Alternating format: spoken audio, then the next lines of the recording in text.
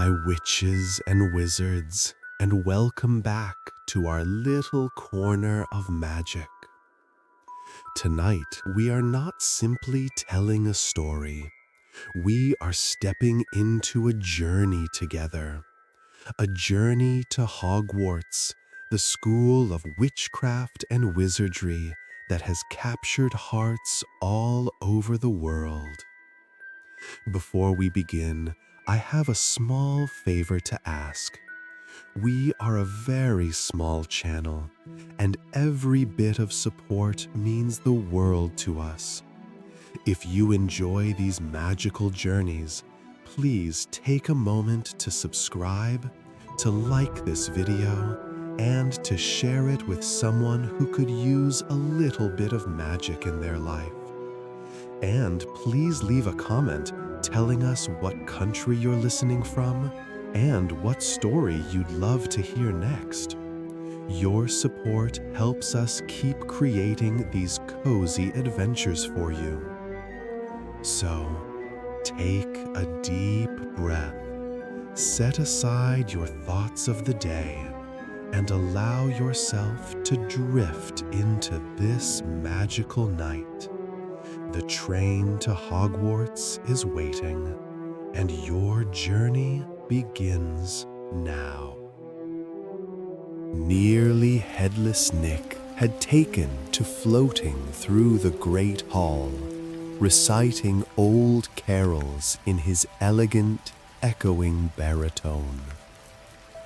Peeves, mercifully, had gone off to bother the empty classrooms instead. But my favorite place during those long winter nights was the window at the end of the north corridor, the one that looked out toward the mountains. From there, you could see the whole world asleep. The snow fell so slowly, it almost looked like time itself had stopped to watch. Instead, I found Hagrid himself, standing by the forest edge, holding a lantern. "Evening, Harry," he said, his voice soft and warm against the cold. "Couldn't sleep either?" I shook my head, smiling. "Thought I saw something glowing out here." Hagrid chuckled. "Aye, fire fairies. Come out every winter night or two when the air's cold enough to sing." "Fire fairies?" He nodded.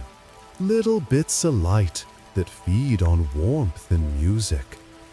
Used to live deep in the forest, but when it snows like this, they come closer to the castle. Say it reminds 'em of home." I peered into the trees, and sure enough, tiny sparks of gold floated among the branches, dancing like embers in the dark.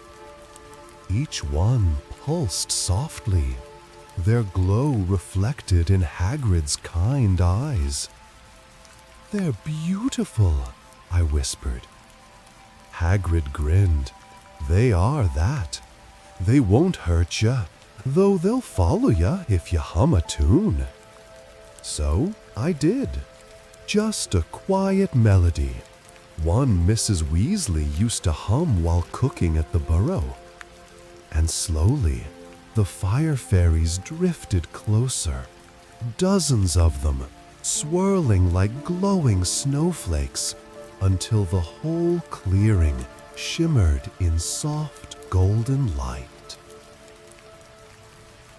For a while, we just stood there, Hagrid and I, bathed in the warmth of light and snow and quiet music. It felt like Hogwarts itself was listening. Then the fairies, one by one, floated upward, into the branches, into the air, and finally into the night sky, until they became stars again. Hagrid watched them go and said softly, "Every winter they remember their way home." I smiled, the cold forgotten, the warmth still glowing somewhere in my chest. By the time I walked back up to the castle, the snow had stopped. The sky was clear, and the moon hung low and golden above the towers. Inside, the corridors were warm again, the portraits softly snoring, the castle content in its slumber. As I climbed back into bed, I thought about the lights, about how even the smallest warmth can shine through the darkest cold. And before I drifted to sleep, I whispered to the quiet air, "Good night, Hogwarts."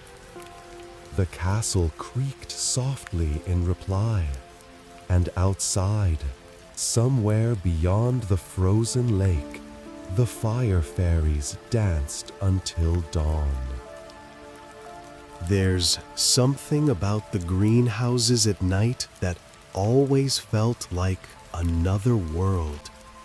When the sun sets and the lamps go dark, the air goes quiet, but the plants don't really sleep.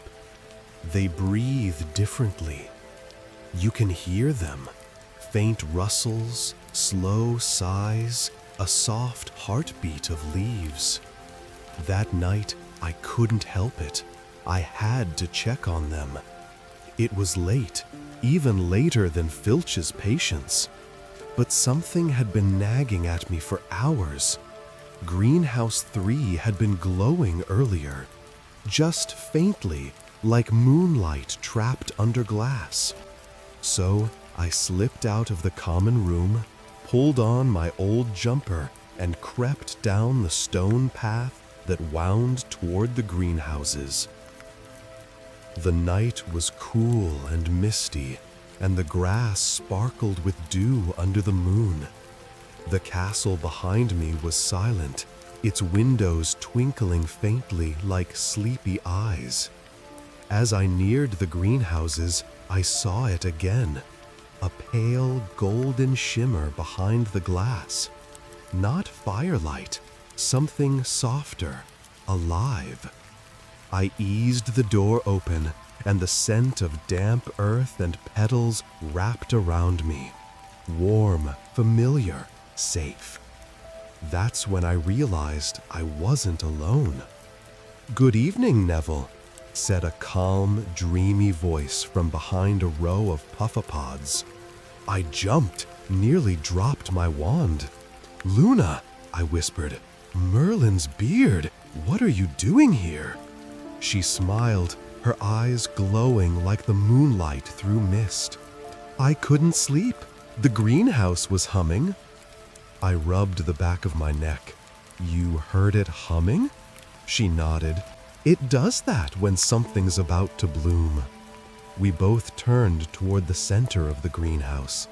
A small vine, one I didn't recognize, was winding slowly up a wooden stake, its leaves trembling as if breathing in the moonlight. Tiny buds along its stem pulsed with faint golden light. Luna whispered, "Have you ever seen one of these before?" I knelt closer, squinting. The petals were sealed tight, but I could feel a faint warmth coming from them, like the plant itself had a heartbeat. "I think," I said slowly, "I think it's a Lumos vine. They were thought to be extinct." Luna smiled softly. Maybe they were just waiting for the right night. We stood there, the two of us, watching the golden glow shimmer through the leaves. The entire greenhouse seemed to breathe with it, every flower, every fern, each one leaning slightly toward that single vine, as though listening. Then, The humming grew louder, not unpleasant, just soft and deep, like the sound of wind through water. The buds began to open. One by one, petals unfurled like tiny lanterns, each revealing a drop of light at its center, pure gold, floating above the blossom. The vine bloomed in silence. Every flower released its light into the air, and soon dozens of golden orbs drifted upward, twirling like fireflies. Luna's voice was barely a whisper. "They're stars in training." I laughed quietly. "What?" She nodded seriously. "My mum used to say some stars are born from the earth. They have to learn how to shine before they can fly." I didn't say anything for a moment, just watched the glowing orbs drift higher, reflecting in Luna's wide, peaceful eyes. I'd never thought about it like that before, that maybe even stars start small, that maybe growing, blooming, shining takes time. The lights gathered at the glass ceiling, hovering like a constellation trapped under glass. And then, as if hearing some secret signal, they drifted through the panes and out into the night, tiny suns rising into the stars above. Luna and I watched until the last one disappeared into the sky. The greenhouse was dark again, but warm, as if it had just exhaled. Luna smiled softly. "They'll come back next year, I think." I nodded. "If they do, we'll be here." She gave a quiet laugh. Of course, plants like company. We didn't talk much after that. We just stood in the silence, listening to the soft drip of water and the rustle of leaves. When we finally stepped outside, the air felt fresh, new somehow. The sky was still full of stars, and I wondered how many of them had once been tiny blooms in some forgotten greenhouse, waiting to be seen.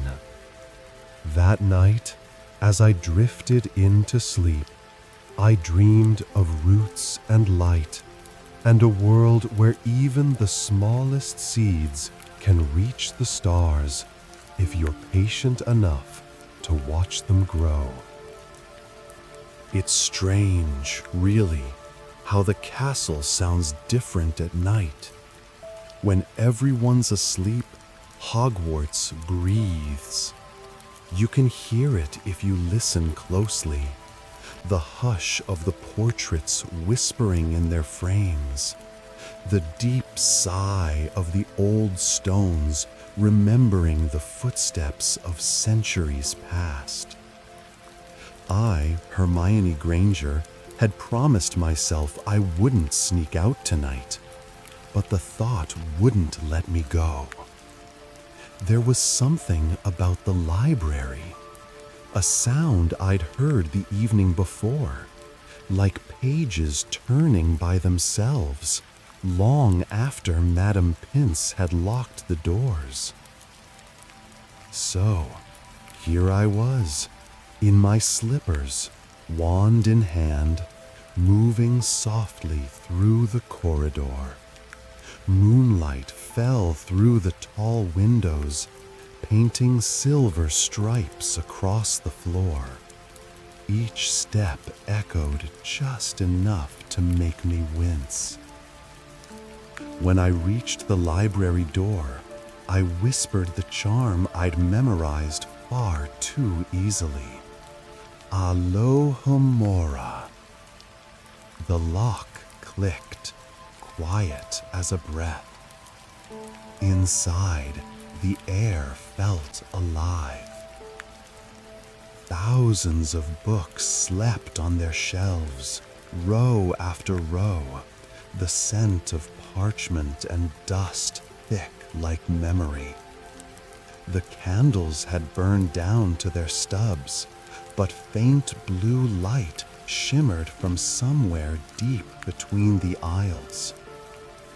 I hesitated only a second, then I followed it. At first, it looked like moonlight caught in dust, but as I stepped closer, I saw something impossible. The books were breathing. Their covers rose and fell ever so slightly, as though they were dreaming.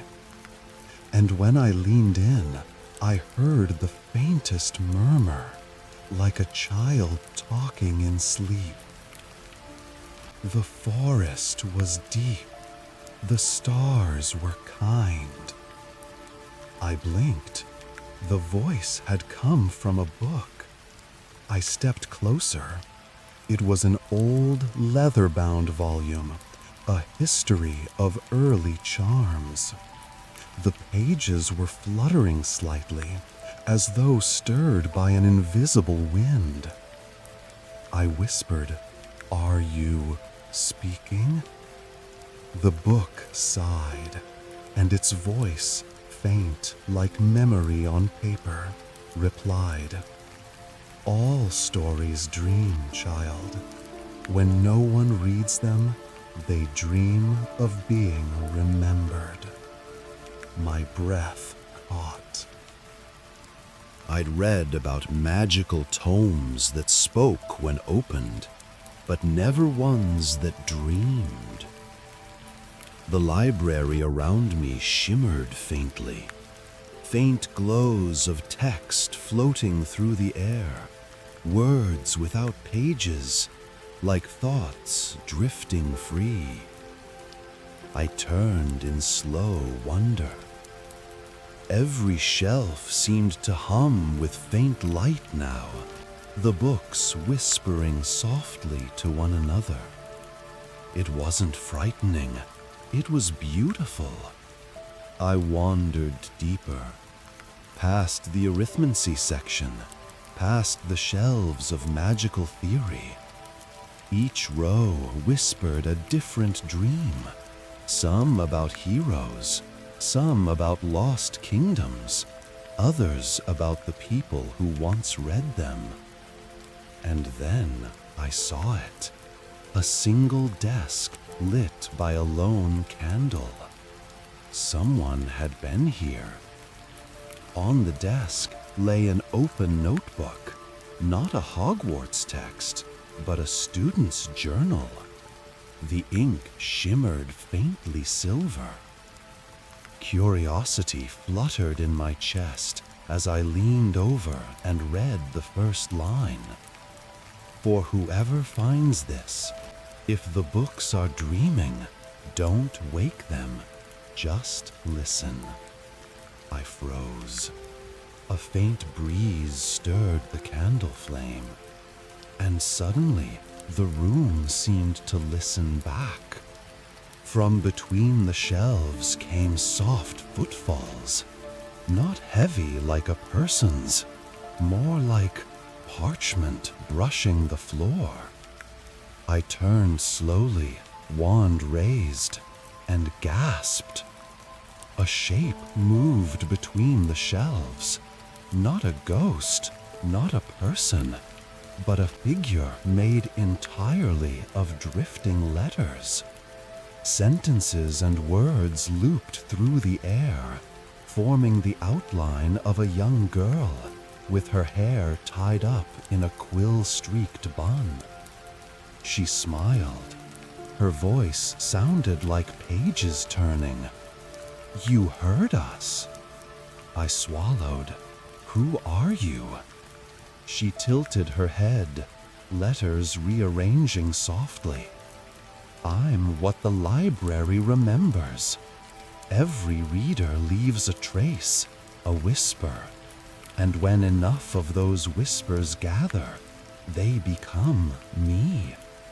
Her words shimmered like light on water. She turned and gestured for me to follow. We walked deeper into the stacks, through walls of shadow and moonlit text. The whispering around us grew softer, almost like breathing. Finally, we stopped at the heart of the library, the restricted section. Its gate, usually locked with a dozen charms, now stood slightly ajar. The girl, the library's memory, looked back at me. Would you like to hear its oldest dream? I nodded. The moment she raised her hand, the shelves trembled. Dozens of books floated gently from their places, opening in the air. Light poured from their pages, stories overlapping, forming images that hung like constellations. I saw the castle as it once was, brand new, its towers golden in the morning light. I saw students from centuries ago, quills scratching, laughter echoing. I saw the founders themselves walking through these very halls, their voices calm, kind, full of hope. The books whispered in unison. We remember when magic was young. We remember when every word was a spell and every reader a dreamer. Tears pricked my eyes. All this time, the library hadn't just been holding knowledge. It had been holding memory. Every laugh, every gasp, every heartbeat that ever passed between its pages. The light began to fade. The books drifted back to their shelves, the air settling once again into gentle stillness. The letter girl smiled faintly. "Thank you for listening," she said. "When morning comes, we'll sleep again, but you'll remember for us, won't you?" I nodded, unable to speak. She stepped backward into the darkness, her form dissolving into drifting words that faded like candle smoke. The library returned to quiet. Only the soft rustle of pages remained. I stood for a while longer, letting the silence wrap around me like a spell. Then I closed the door gently behind me, leaving the dreaming books to their rest. When I reached the common room, dawn was just brushing the edge of the windows. Ron was asleep by the fire, Crookshanks curled on his lap. I smiled, set my wand down, and whispered, "Good night, library." And if you listen closely tonight, perhaps you'll hear it too, the quiet breathing of old books, dreaming of you. Sleep well, dreamer. Tomorrow's stories are waiting.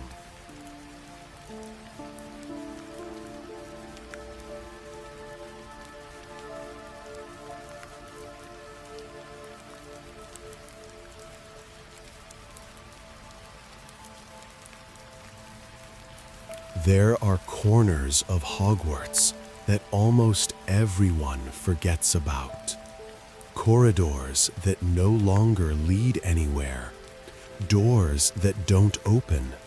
Staircases that twist themselves into places no one remembers. And then there's the clock tower. Everyone sees it. It looms over the courtyard, its bells marking each hour. But few students ever climb inside. Most don't even know you can. I didn't until that night. It was nearly midnight, and I couldn't sleep. The library had closed hours ago, but my mind kept spinning with questions about arithmancy, time turners, and whether time itself was more of a language than a line. Harry had been sitting by the fire when I came down to the common room. He looked up, surprised, and smiled that small, sleepy smile of his. "Still awake?" he asked. I nodded. "I think I need some air." He hesitated, then said quietly, "I'll come with you." The castle was hushed and moonlit as we wandered down the corridor, our footsteps muffled by old stone.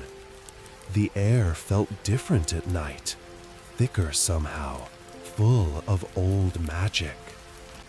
As we passed the courtyard, I heard it, a low, deep ticking that didn't match the bells. It was slower, older. I turned to Harry. "Do you hear that?" He frowned, listening. "Yeah, it's coming from the tower."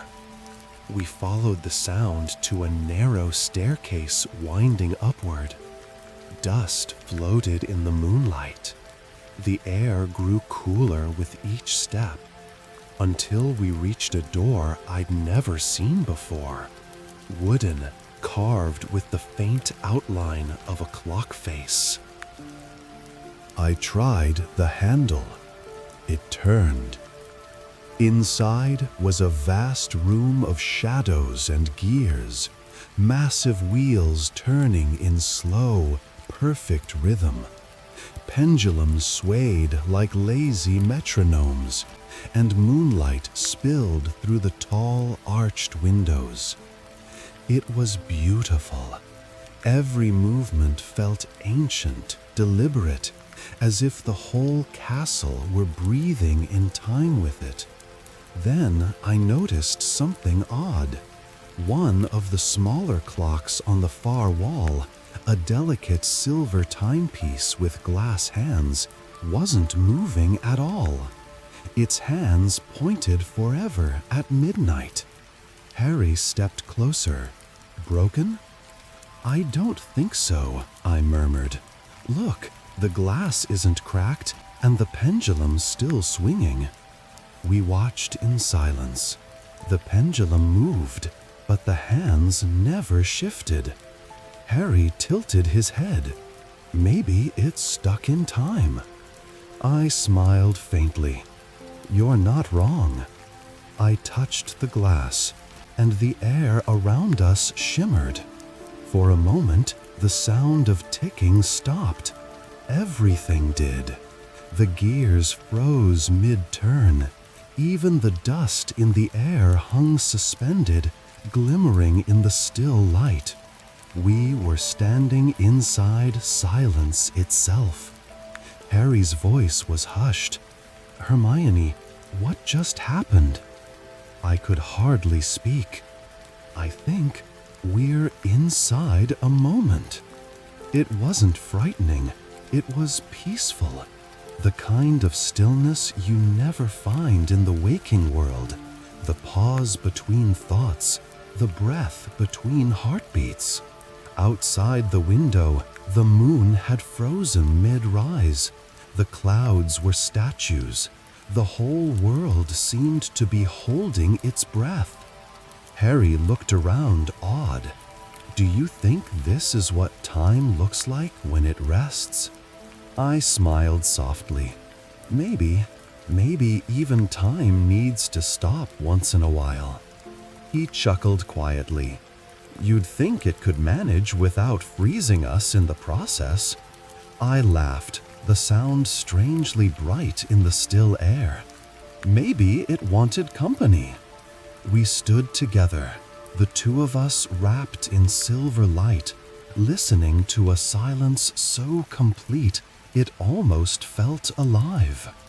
And in that stillness, I realized something. All year, we'd been running, from classes, from danger, from the weight of what was coming. But here, in this frozen moment, there was no rush, no fear, no clock to race against. Just now. I felt tears prick my eyes, not from sadness, but from relief. Harry put a hand on my shoulder, and I could see the same calm settle over him. After a while, I whispered, "How do we start it again?" He smiled slightly. "You're the clever one."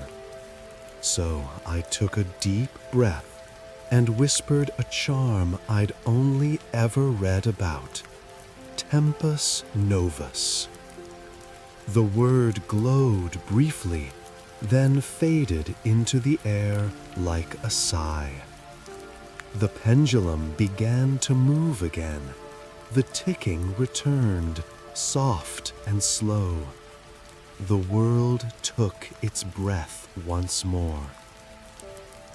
We climbed down the staircase quietly, our footsteps echoing in rhythm with the newly awakened clock. When we reached the courtyard, the first hint of dawn was touching the sky.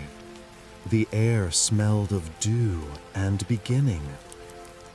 Harry looked up at the lightening horizon and said, "Feels like time forgave us." I smiled, my heart lighter than it had been in months. Maybe it just wanted us to listen.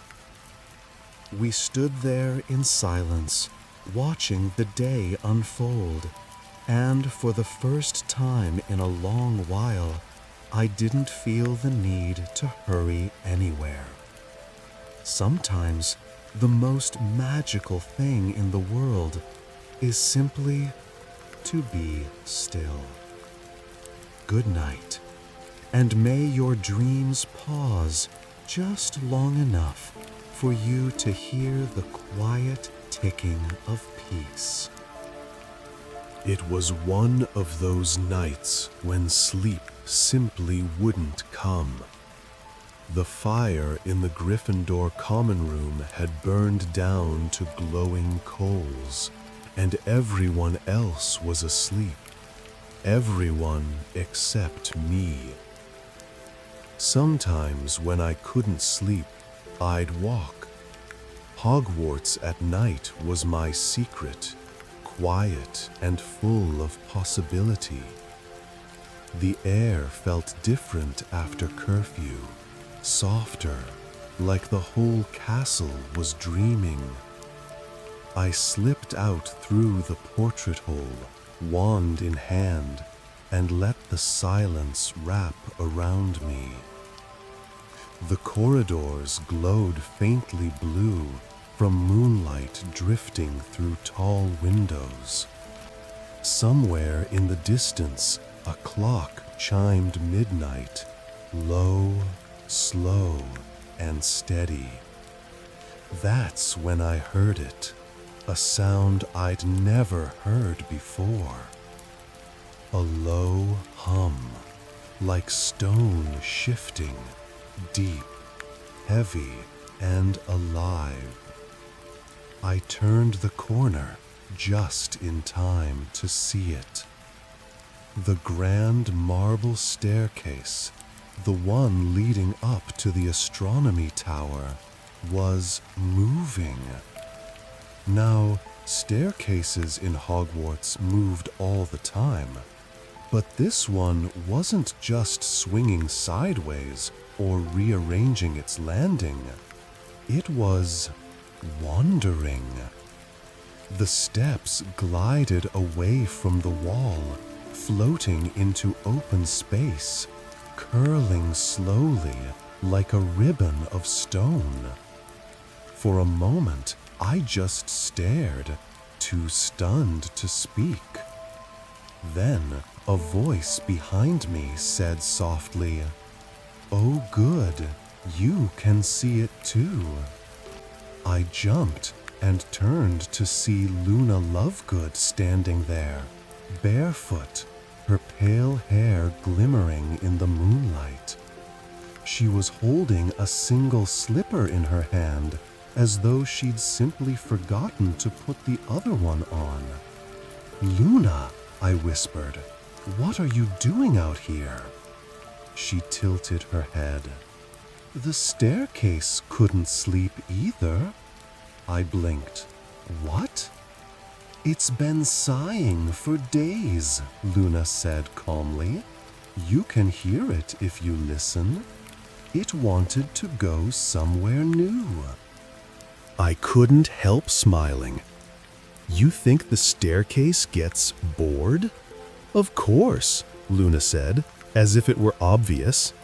"If I had to lead people up and down the same tower every day for 1,000 years, I'd want a little midnight adventure too."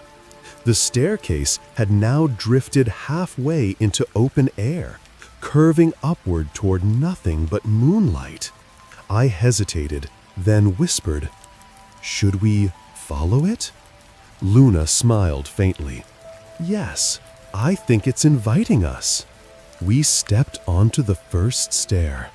It felt solid, but it moved gently, like a slow river of stone. The castle below grew smaller with each quiet step. The hum grew louder, deep and harmonious, as though the castle itself was singing to us. The stars outside the tall windows shimmered closer, their light brushing our faces like cool silver threads. Luna gazed upward. "It's beautiful, isn't it? Maybe it just wanted a better view." I laughed softly.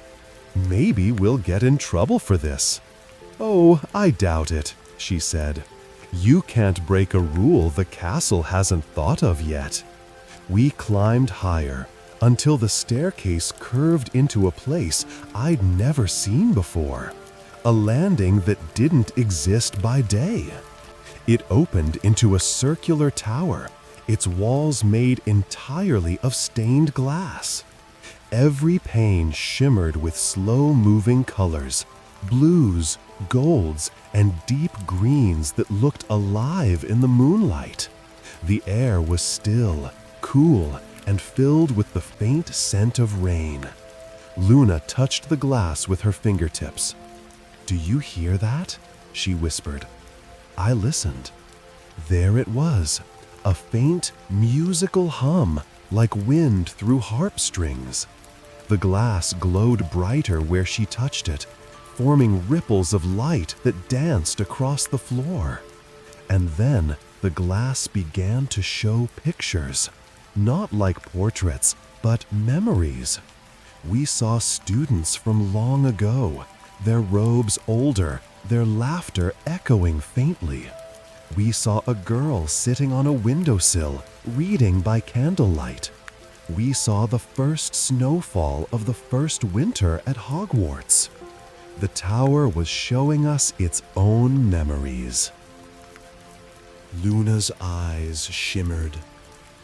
"I think this is where the staircase wanted to go, so it could remember the view it had when the castle was new."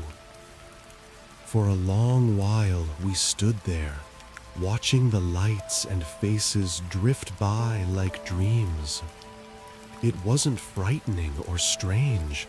It was peaceful, like standing inside a heartbeat. Then the hum faded, the glass dimmed, the colors returning to stillness. The tower grew quiet again. Luna smiled softly. "It's content now." I looked back and saw the staircase waiting for us, patient, glowing faintly gold in the moonlight. We stepped on together, and it gently carried us back down, spiraling through the air like a ribbon returning home.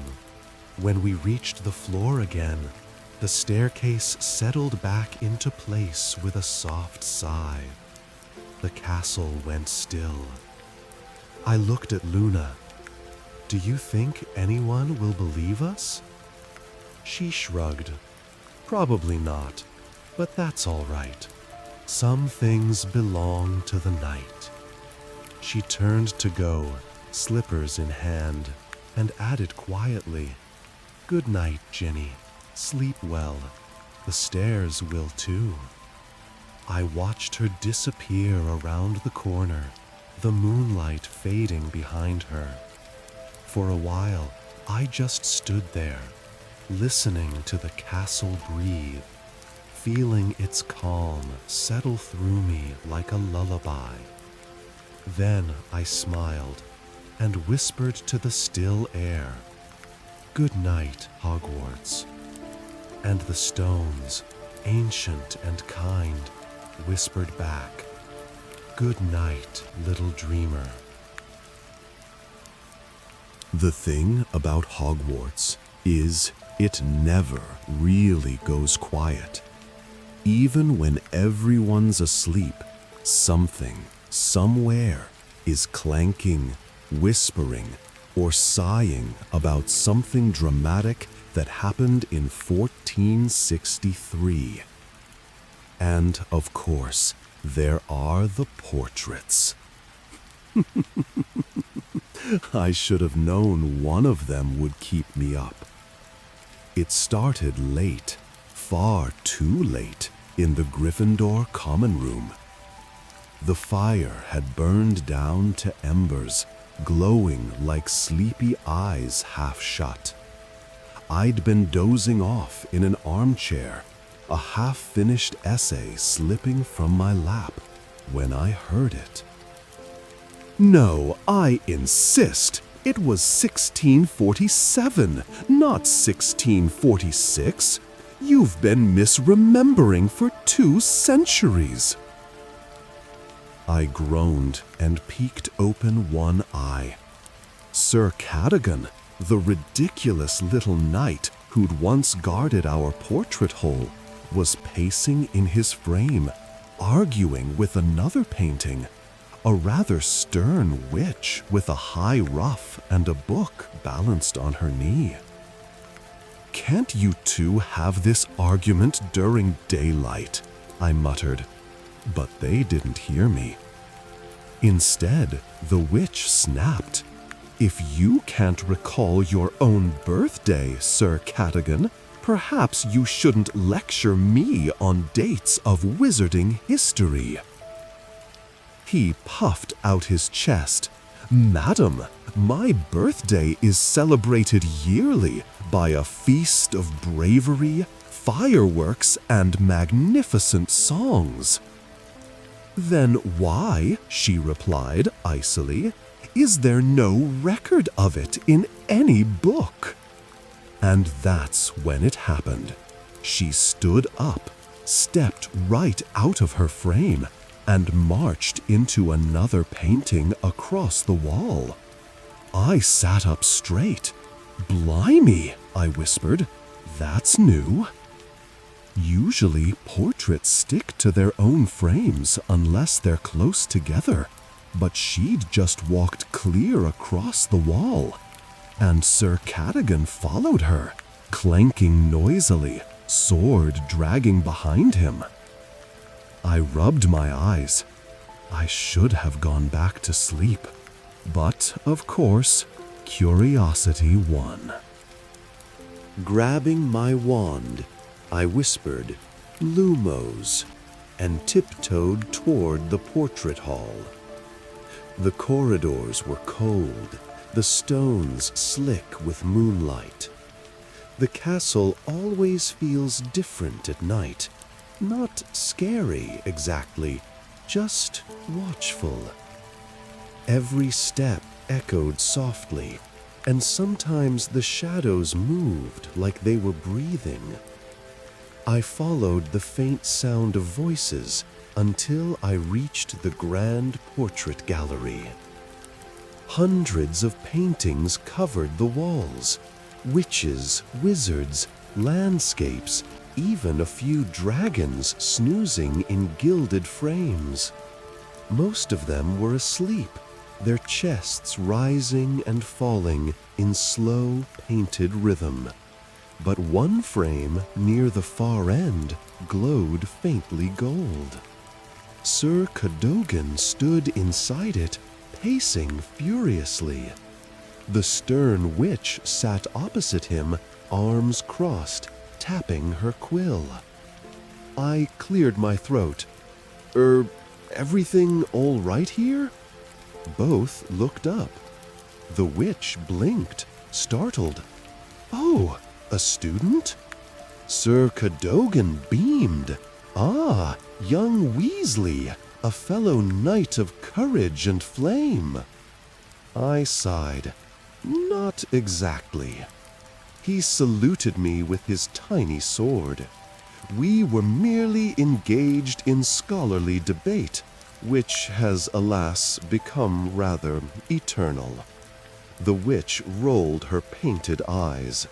"He cannot rest until he proves a point, and I cannot rest until he stops trying." "You mean," I said slowly, "you literally can't sleep?" Both nodded. That was oddly sad. The portraits looked tired, even in oil and paint, brush strokes sagging at the edges, colors dulled. "Well," I said, rubbing my neck, "maybe there's a way to settle it?" The witch smiled faintly. "Unless you can summon a library at midnight, young man, I fear not." That's when I remembered Hermione's story from the week before, about the library that dreams. Maybe, just maybe, the castle was listening. I raised my wand and whispered, "Accio, History of Magic, Volume 1. To my shock, a faint breeze stirred through the hall, and with a soft pop, a dusty old book drifted right out of a frame down the corridor and floated toward us. The portraits gasped. The witch clapped her hands. "Oh, it worked!" The book landed gently in my hands, glowing faintly gold under my wand light. "Right then," I muttered, flipping it open. "Let's see. Sir Cadogan, your famous battle was in 1647. He gasped in triumph. "Ha! You see, fair lady of ink and quill, I told you so." But the witch wasn't angry. Instead, she smiled, tired, relieved. "Then I can rest." Her colors brightened. Blues deepened, golds shimmered. She stood, bowed slightly, and said, "Thank you, young man."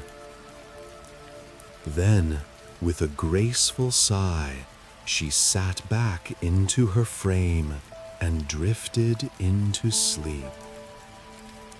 Sir Cadogan yawned so wide his helmet nearly toppled off. "Well fought, Weasley. You have my eternal gratitude." I chuckled. "You're welcome. Try not to start another midnight debate, yeah?" He saluted again, eyes already half closed, and the portrait hall fell quiet. I walked back through the corridors, wand light flickering softly on the walls.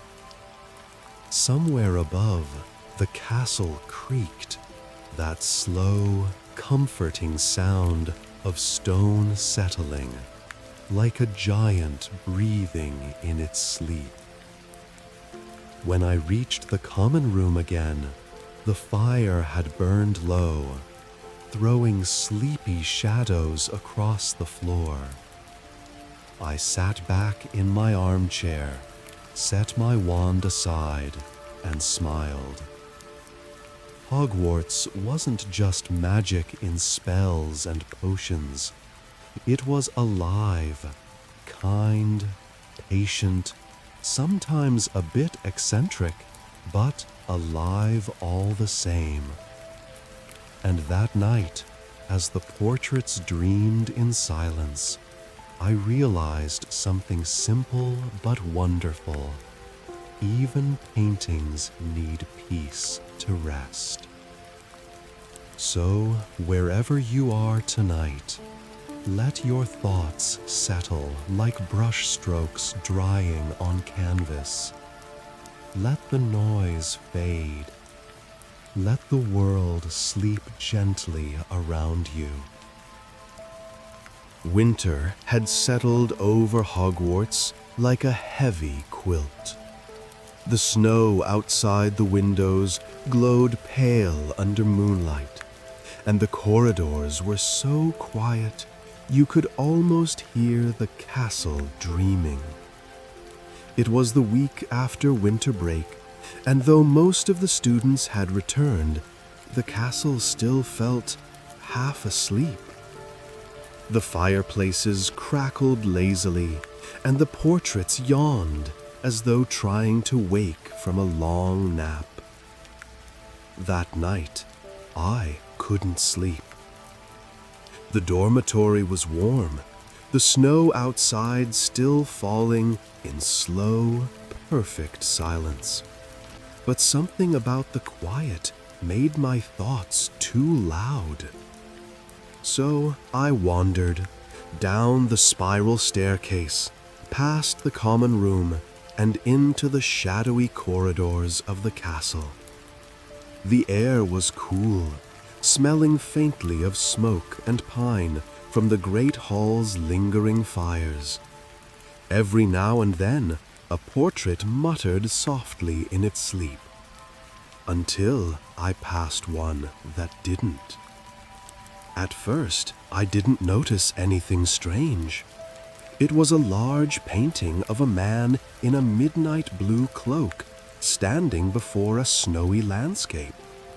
But then I realized his eyes were open, wide open, and tired. "Excuse me," I whispered. "Sorry, did I wake you?" The man sighed deeply. "Oh, I wish you had, dear boy, but I haven't slept in days." I blinked. "You haven't slept?" He shook his painted head miserably. "No matter how I try, my eyes refuse to close. The snow keeps falling, the night refuses to end, and I simply watch it." His voice carried that kind of old, heavy weariness you could feel in your chest. I frowned. "Has this ever happened before?" He hesitated. "Not for 300 years. But this winter, something's wrong. I can feel it in the brush strokes." I didn't know what to say. You don't learn in Defense Against the Dark Arts what to do when a portrait develops insomnia. So I told him I'd find someone who might know. The corridors were even quieter now. Faint candlelight flickered along the walls. And that's when I saw him, Sir Nicholas de Mimsy Porpington, floating down the hall with his usual stately slowness, his head slightly tilted on his nearly severed neck. "Evening, Sir Nicholas," I said softly. He turned, his translucent face brightening. "Ah, Harry, out for a stroll at this hour. Most peculiar, even for Gryffindors. I could say the same, I said with a small smile. Nick chuckled, the sound echoing faintly. Indeed, but ghosts, you see, rarely tire. Sleep is for the living. Still, I find the nights rather long after the holidays. I hesitated. Actually, there's a portrait upstairs that can't sleep at all. Nick raised an ethereal eyebrow. Can't sleep? You mean awake against its will? Fascinating. He floated along beside me as we made our way back up the staircase. The castle hummed softly around us, its old magic stirring like a cat shifting in its dreams. When we reached the portrait, the man looked up, startled. "Oh, a ghost and a boy. Am I being haunted twice now?" Nick bowed elegantly, his head wobbling only slightly. "Good evening, sir. I am Sir Nicholas, resident spirit of this noble castle. My young friend tells me you've been unable to slumber." The painted man sighed. "If only I could close my eyes. The snow never stops falling. The artist painted it that way, and now it feels endless." Nick floated closer, inspecting the edges of the frame. Ah, the perpetual snowfall portrait, enchanted by a painter named Alderwick centuries ago. Each season in his paintings lasts exactly as long as the artist's heart remembers it. The man frowned. "Then why won't mine end?" Nick looked thoughtful. Perhaps the artist never moved on from that winter. Perhaps he painted his longing into the brushstrokes. The painted man's expression softened. "So, I'm trapped in his memory?" Nick's translucent face grew gentle. "Not trapped, my dear fellow, merely remembered. And memories, though long, are not eternal." For a moment, none of us spoke. The snow in the painting shimmered faintly, and I thought I saw one flake pause mid-air, just for a heartbeat. Then I had an idea. "Maybe," I said quietly, "you just need a new memory." The portrait blinked. "What do you mean?" I smiled. "You've been watching the same winter night for centuries. Maybe if you saw something different, something warm, you'd finally rest." Nick brightened. "Ah, splendid idea, Harry." He turned to the portrait. "Close your eyes, sir, metaphorically, of course, and listen." Nick raised his ghostly hand, and from somewhere deep in the castle came a soft, distant melody, the faint echo of the great hall's old holiday songs. The painting shimmered. The snowlight inside the frame dimmed, and slowly, so slowly, the endless night began to fade into dawn. The man's painted eyes softened. "Oh, I remember this light," he whispered. "My daughter's laughter, the morning after the first snow melted." Nick's voice dropped to a near whisper. "Then hold it, dear friend, and rest." The portrait's eyes fluttered closed. For the first time in centuries, he slept. The snow in the painting melted into spring, tiny blossoms blooming where frost once clung. A robin landed on the painted fence post and sang a silent song only the castle could hear. Nick smiled proudly. There now. Sometimes, Harry, even paintings need to remember the warmth. I nodded, smiling faintly. Thanks, Nick. He tilted his nearly head and gave a small, ghostly bow. Think nothing of it. Rest comes to all, even to those made of paint and memory. As I made my way back toward the common room, the first light of dawn spilled through the windows, painting gold across the cold stone. Somewhere behind me, the portrait sighed in peaceful sleep. The castle exhaled with him, as if the whole of Hogwarts had finally drifted back into its dreams. Good night, and may your heart, like that portrait, find its way from winter to rest. There are few places in the world that feel more alive than the burrow at Christmas. It hums, truly hums, with the sound of laughter, sizzling pans, creaking staircases, and the rustle of wrapping paper enchanted to tie itself neatly into bows. From the moment you wake, the house seems to glow. Candles float along the ceiling beams. Snowflakes drift through open windows and vanish before they touch the floor. And Mrs. Weasley's voice carries through every room. Half a song, half a reminder about socks or scarves, or someone's forgotten jumper. It's impossible to be lonely at the Burrow. That Christmas Eve, the air smelled of cinnamon and pine.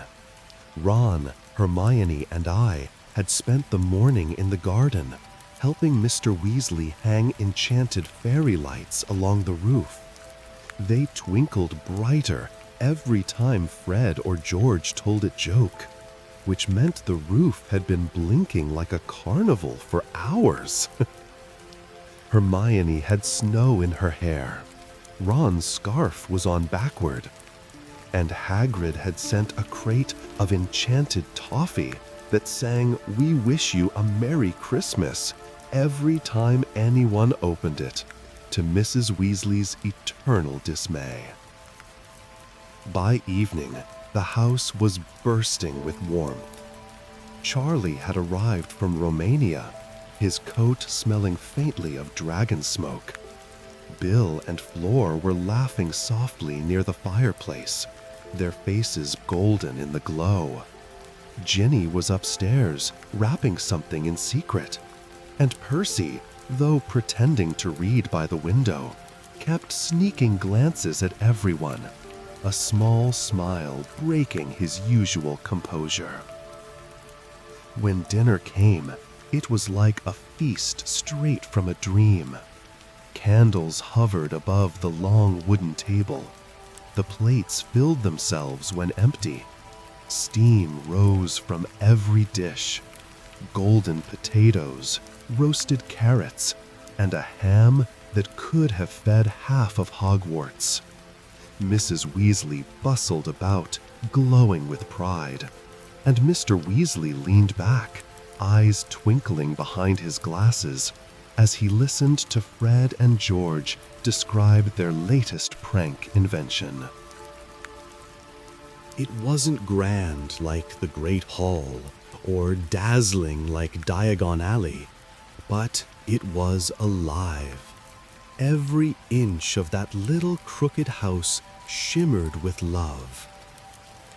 After dinner, we sat before the fire. The room smelled of wood smoke and sweet pudding. Ginny strummed a few soft chords on her old guitar. Fleur hummed a carol from Beauxbatons, and even Crookshanks purred in rhythm with the crackle of the logs. When the clock struck 9, Mrs. Weasley clapped her hands. All right, everyone, coats on, it's time. Ron groaned. Mom, it's freezing out there. But she only smiled. All the best things happen under winter skies, dear. We bundled up and followed her outside. Snow had fallen thick across the garden, soft and glittering under the moonlight. The trees shimmered faintly, every branch draped with frost.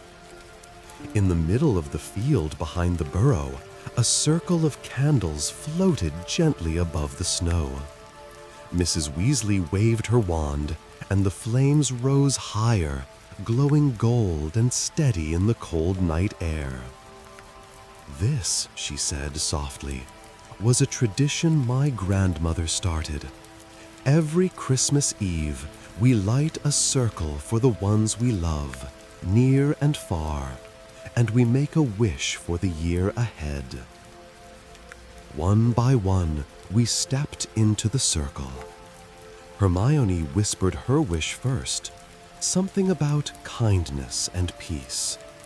Ron muttered something about the Chudley Cannons finally winning a game, which earned a laugh. Mr. Weasley wished for fewer exploding plugs and more working ones. Ginny wished for an adventure, and Fleur wished for a quiet year, which made everyone laugh again. When it was my turn, I hesitated. The snow fell softly, flakes catching in my hair, and the candles flickered like small stars. I wish, I said quietly, that the people I love always find their way home. Mrs. Weasley's eyes glistened in the candlelight. That, she said gently, is the best wish of all. We stood there for a long time, the night still around us. Above, the stars shimmered bright, and then, suddenly, a streak of silver light cut across the sky. "One!" Ginny shouted, pointing upward. Then another streak. Then another. Soon, the sky was alive, hundreds of shooting stars crossing the heavens in slow, graceful arcs. Fred whispered, "Blimey, the stars are having a party." Hermione gasped softly. "It's the winter crossing. It only happens once every century. The stars shift in alignment. It's said to bring luck, protection, and new beginnings." We all stood in silence, watching the sky glitter and move. The snow reflected the light, the candles shimmered, and for a moment it felt like magic itself was holding its breath. Then, from the house, a warm glow burst through the windows. Mrs. Weasley's charm had lit the entire burrow like a lantern, soft gold spilling into the snow. When the stars finally faded, we went back inside.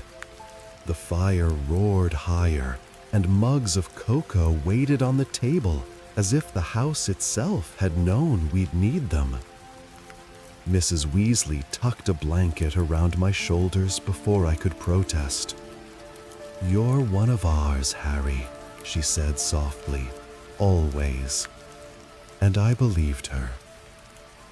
We sat by the fire, half asleep, listening to the clock tick softly on the mantel. Hermione and Ron dozed side by side. Ginny was curled in an armchair, Fang snoring near her feet. Mr. Weasley had nodded off mid-sentence, and Mrs. Weasley hummed quietly, her knitting needles working by themselves. The world outside was still and white. The burrow glowed like a heart in the dark. I looked around at the faces I loved, the family that had made room for me when I had nowhere else to go, and felt something deep and calm settle in my chest. Maybe this was what magic really was. Not spells or wands or ancient runes, but warmth, laughter, and love that refused to fade, even on the coldest nights. I finished my cocoa and leaned back in the chair. The last log in the fire cracked softly, sparks drifting up like tiny stars reborn. And as my eyes closed, I thought of the candles in the snow, the wish I'd made, and the stars that had answered. May the night always remember us kindly, I thought, and may the light of the burrow never go out. So, if you're listening now, wherever you are, may your night be soft and kind. May your heart be warm as the burrow's fire, and when you dream, may you find yourself walking under falling stars with laughter waiting just beyond the door.